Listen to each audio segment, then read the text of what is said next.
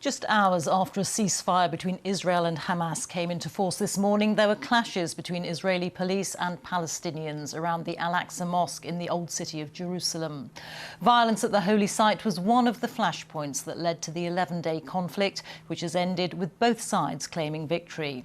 In Gaza, at least 243 people were killed, among them more than 100 women and children. 12 people were killed in Israel by rockets fired by Palestinian militants. Our Middle East editor Jeremy Bowen reports now from Gaza. At 2 in the morning, the ceasefire started. In Gaza, time to celebrate survival and to swear allegiance to Jerusalem, the holy city only 60 miles away that most Gazans have never visited. Israel forbids it. We sacrificed everything for Jerusalem, he's saying. And in Jerusalem, Palestinians were up late too, delighted that Hamas declared they were fighting for Palestinian rights in the city. Israel says Jerusalem is the eternal capital of the Jewish people and will not be divided again.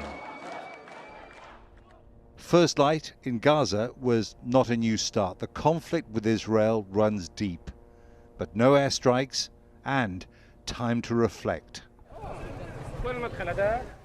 Men from Islamic Jihad, which fought alongside Hamas, had no regrets.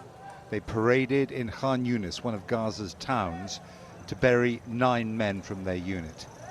They were killed in a strike on a tunnel on the 4th day of bombing. Hamas thought the tunnels were safe. Locating and hitting them from the air was a significant achievement for Israel.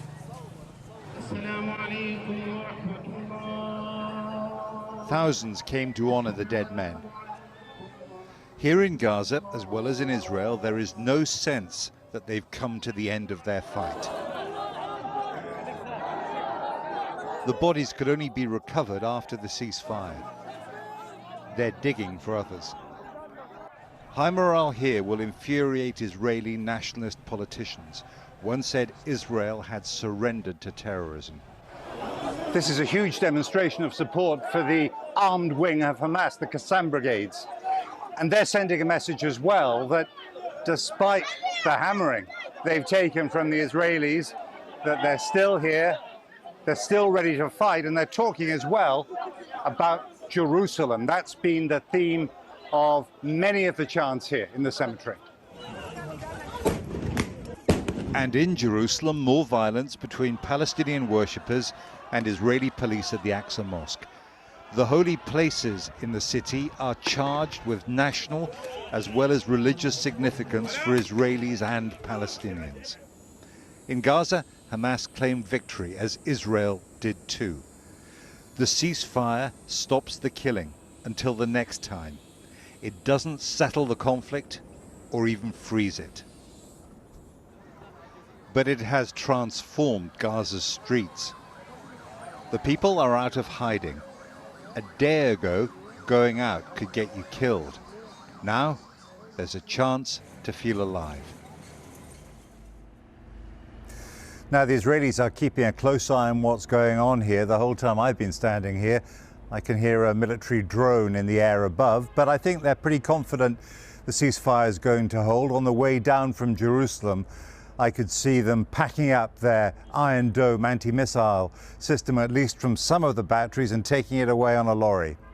Now, southern Israel was absolutely paralyzed by the attacks, even though there was that big disparity in casualty levels. And here in Gaza, there's a lot of rebuilding to do.